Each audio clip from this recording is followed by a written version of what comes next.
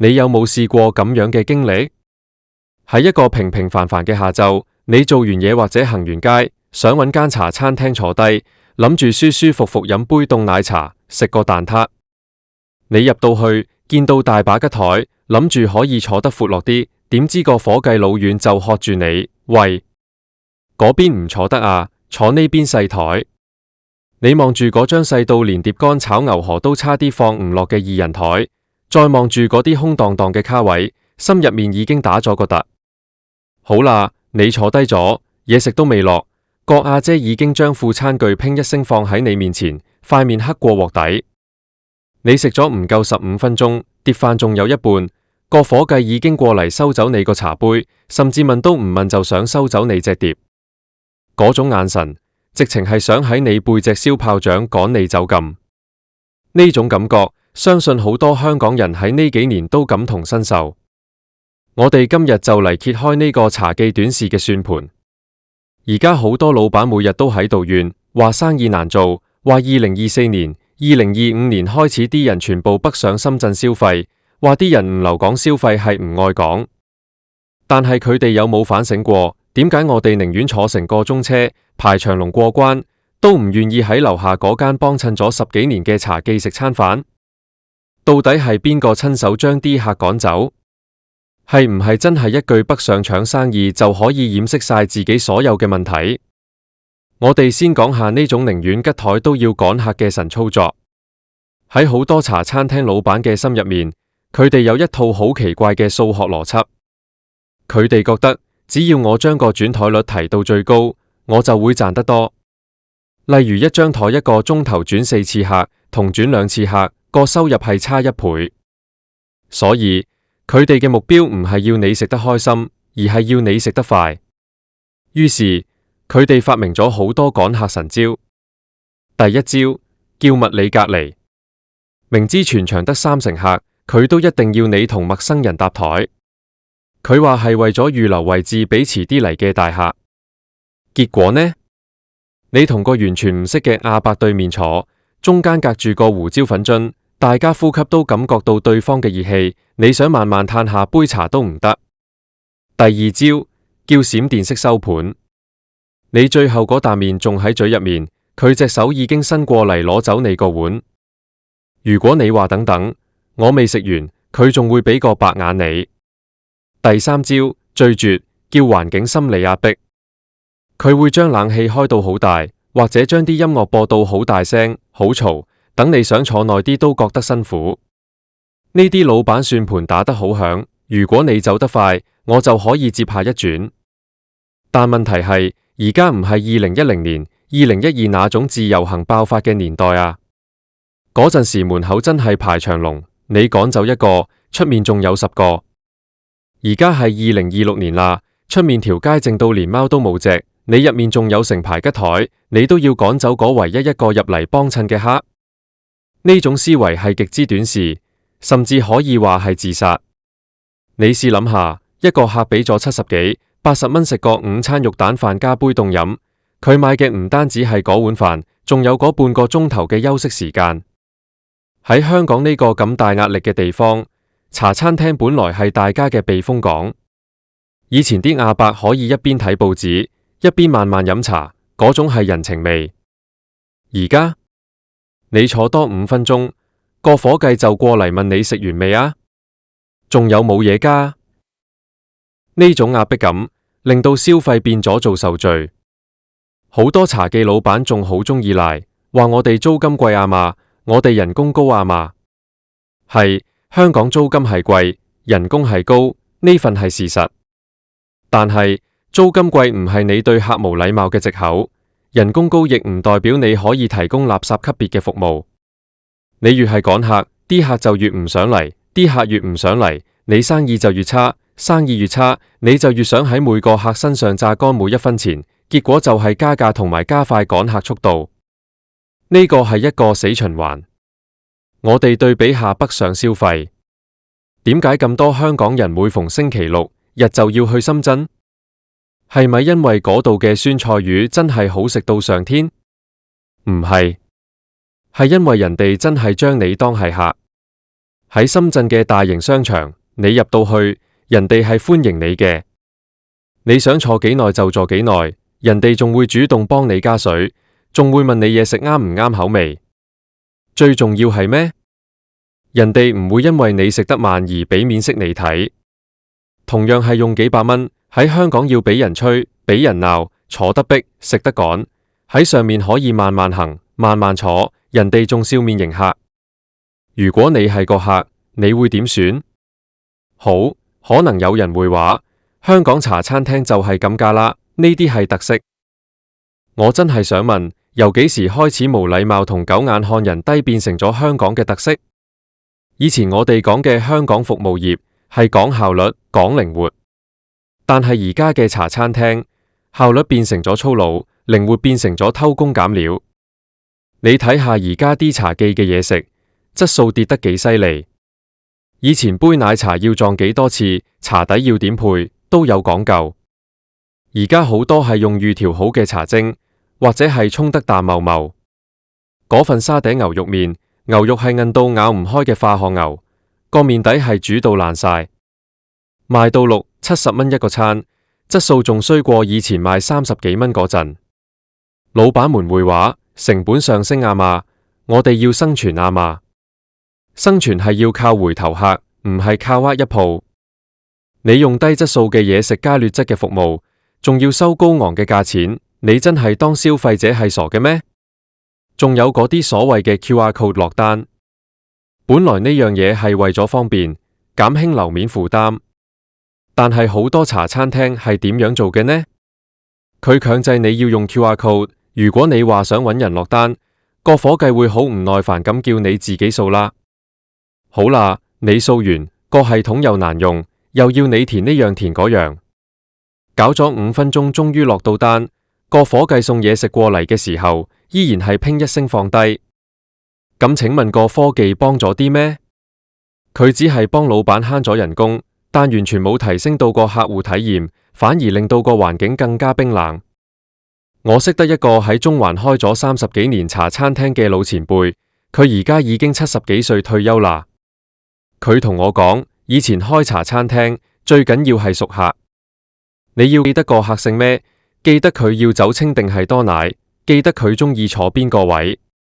呢啲唔係叫肉麻，呢啲叫尊重。只要你尊重個客，個客就算搬到去屯門，搬到去元朗，佢放假都會帶埋一家大細返嚟幫襯。但係而家嗰啲後生一輩或者係連鎖集團嘅經理，佢哋眼入面只有數字。佢哋覺得個客只係一個人頭，食完快啲走，好似工廠倒模咁。佢哋忘記咗，餐飲業本質上係服務業，係人嘅行業。而家好多老闆仲有一種好奇怪嘅心態，覺得我開門做生意，我就係大晒。佢哋會喺門口貼埋晒啲奇怪嘅告示，例如唔准帶外來嘢食，違者罰款500，每位最低消費60蚊，繁忙時間用餐限時40分鐘。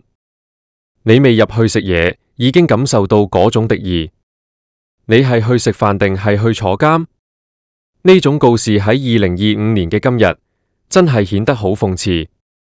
當全港都話要振興市道嘅時候，你依然用緊一種你要嚟求我俾嘢你食嘅態度嚟做生意。結果係點？結果就係我哋見到越嚟越多茶餐廳執笠，然後呢啲老闆喺結業嗰陣，仲要寫篇感言話租金無情，時代拋棄咗我哋，港人北上令到我哋冇生存空間。大佬，你醒下啦，租金係一個因素，但絕對唔係全部。你試下去問下啲仲係排長龍嘅老字號，點解人哋仲可以生存到？人哋可能地方一樣咁細，但人哋個伙計會同你有講有笑，人哋份豬扒包係即叫即炸，人哋杯奶茶依然係用幾種茶葉拼配出嚟。我哋再講深一層，呢種短視嘅算盤背後，其實係一種揾快錢嘅心態。好多老闆唔係想做一門長久嘅生意，佢哋只想喺幾年內賺夠就走。所以佢哋唔會投資喺員工培訓，唔會改善廚房設備，更加唔會去諗點樣改良菜式。佢哋只會諗點樣喺嗰30分鐘入面令個客消費得最多。以前我哋香港人好自豪，話我哋係美食天堂，茶餐廳係我哋嘅代表作，外國遊客嚟到都要專程去食個常餐。但而家呢？如果我有外國朋友嚟，我真係唔敢帶佢哋去嗰啲連鎖茶餐廳，我怕佢哋會被個阿姐喝到驚，我怕佢哋會問我點解我仲食緊嘢，佢就要收我隻碟。我點樣解釋？我話呢啲係香港效率。咁樣講，我自己都覺得醜。而家嘅香港正處於一個轉型期，北上消費已經成為咗常態，唔係你叫兩句口號就可以改變到。面對競爭，唯一嘅辦法就係做得比人更好。人哋有空間，有平租，有平人工，我哋冇。咁我哋有咩？我哋理應有更好嘅質素，更有特色嘅風味，更加專業嘅服務。但如果我哋連呢啲都丟埋，剩返落嚟嘅就只有貴同埋差。我聽過一個最離譜嘅案例，係發生喺上年。有個客帶住個3歲幾嘅小朋友去茶餐廳，因為小朋友細，老闆竟然要求嗰個小朋友都要俾最低消費，仲要喺繁忙時段唔准小朋友坐多一張凳，要小朋友坐喺大人大髀度食。呢件事最後鬧大咗。你話呢種老闆係咪自己親手趕客？你賺咗嗰幾十蚊最低消費，但你輸咗個客嘅心，輸咗成個明星。而家資訊咁發達，一放上網，全港都知你係黑店。好多茶餐廳老闆仲會抱怨，話請唔到人。係，洗碗阿姐都2萬蚊人工，係好難請。但正正因為請人難，你先更加應該對留落嚟嘅員工好啲，教佢哋點樣去面對客人，而唔係由得佢哋將生活嘅壓力發洩喺客人身上。而家好多伙計嘅心態係，反正我做唔做都係咁多錢，老闆又對我唔好，我點解要對客好？呢種怨氣，最後全部由個客買單。當一個城市嘅茶餐廳都變得面目模糊，變得唯利是圖，變得毫無人情味，呢個城市嘅魅力就會慢慢消失。我哋以前去茶記係為咗嗰份熟悉感，而家去茶記係為咗生存，即係揾啲嘢塞飽個肚，然後快啲離開現場。所以我想同嗰啲仲係度怨天尤人嘅茶記老闆講，唔好再賴北上搶生意啦。你嘅對手唔係深圳嘅商場，你嘅對手係你自己嘅短視。如果你寧願將台吉咗佢，都唔願意俾個客坐得舒服啲，坐耐少少；如果你寧願用化學嘢食去慳嗰幾毫子成本，都唔願意用心做一個餐；如果你寧願請個黑面神喺度趕客，都唔願意親自去同個客打聲招呼，咁你間鋪頭執笠，真係遲早嘅事。世界變啦，2026年嘅消費模式同以前完全唔同。消費者越嚟越聰明，佢哋知道邊度值得花錢。大家追求嘅係性價比，呢個比唔單止係價格，仲包括服務同尊嚴。如果喺香港食餐飯要俾錢買難受，咁我寧願喺屋企食杯麵，或者真係坐車去深圳。呢個現象其實反映咗香港好多行業嘅通病：吃老本，唔求變，唔尊重客戶。茶餐廳只係一個縮影。如果我哋仲唔醒覺，仲係盜用嗰套我係老大哥嘅心態去做生意，最後被時代拋棄嘅絕對唔止係1、2間鋪頭。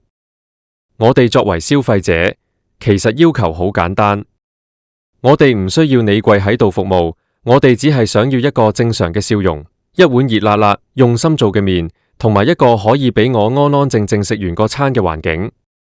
如果連呢啲最基本嘅嘢都做唔到，咁就唔好怪我哋變心。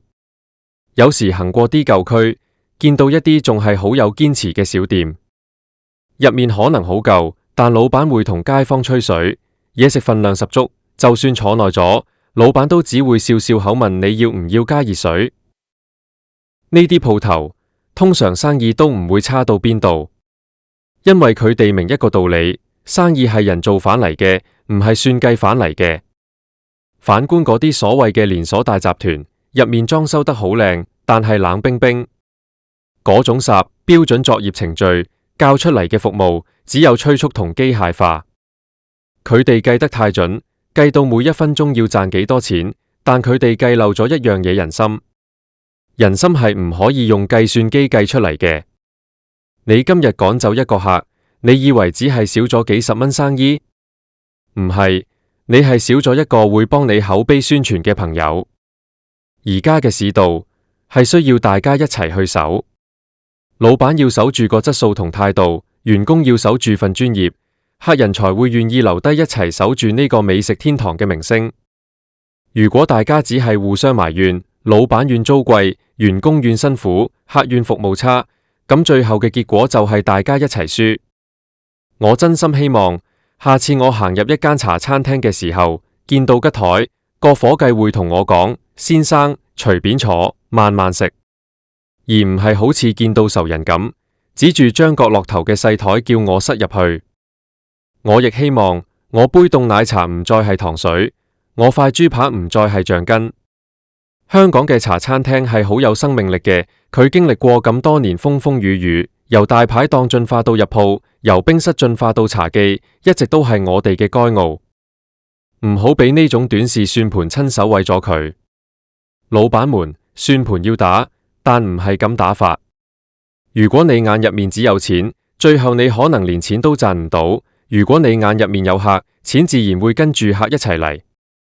所以，與其每日睇住份報表怨北上消費影響生意，不如聽日早啲返鋪頭，親手沖一杯好茶，對住入嚟嘅第一個客，發自內心咁講聲早晨，想食啲咩？呢句簡單嘅問候，可能比你花幾十萬裝修或者寫幾千字去投訴更有效。呢場生存戰，贏嘅關鍵唔係邊個更識趕客，而係邊個更識留客。希望喺不久嘅將來，我哋唔使再為咗食餐安樂茶飯而要長途跋涉。香港人嘅茶餐廳應該由香港人自己救返嚟，唔好再做嗰啲親手將生意推俾人哋，然後仲喺度怪人哋搶生意嘅蠢事啦。其實講到尾，大家心入面都有一把秤。你對客好唔好，啲嘢食用唔用心，大家係食得出、感受得到嘅。而家係2026年，係一個講求真實同連結嘅年代。任何虛假或者短視嘅行為，喺網絡時代都會被放大。你以為你趕走嘅只係一個客，其實你係趕走緊你嘅未來。各位老闆，收起你嗰個淨係識計轉台率嘅小算盤啦，換一個裝得落人情味嘅大算盤。當你間鋪頭重新充滿笑聲同溫暖嘅時候，你就會發現吉台會越來越少，而你亦都唔需要再賴任何人搶你生意，因為你嘅競爭力就係你自己。好啦，今日講到呢度，雖然講得有啲火氣，但都係因為愛之深，責之切。我真係好想香港嘅茶餐廳可以好返，可以重新成為我哋每個人嘅驕傲。希望大家下次去食飯嘅時候，都能夠遇到一間用心對待客人嘅好鋪頭。而如果你係老闆，希望呢番話可以令你諗一諗，你到底係喺度做緊生意，定係喺度趕緊客？我哋下次再見。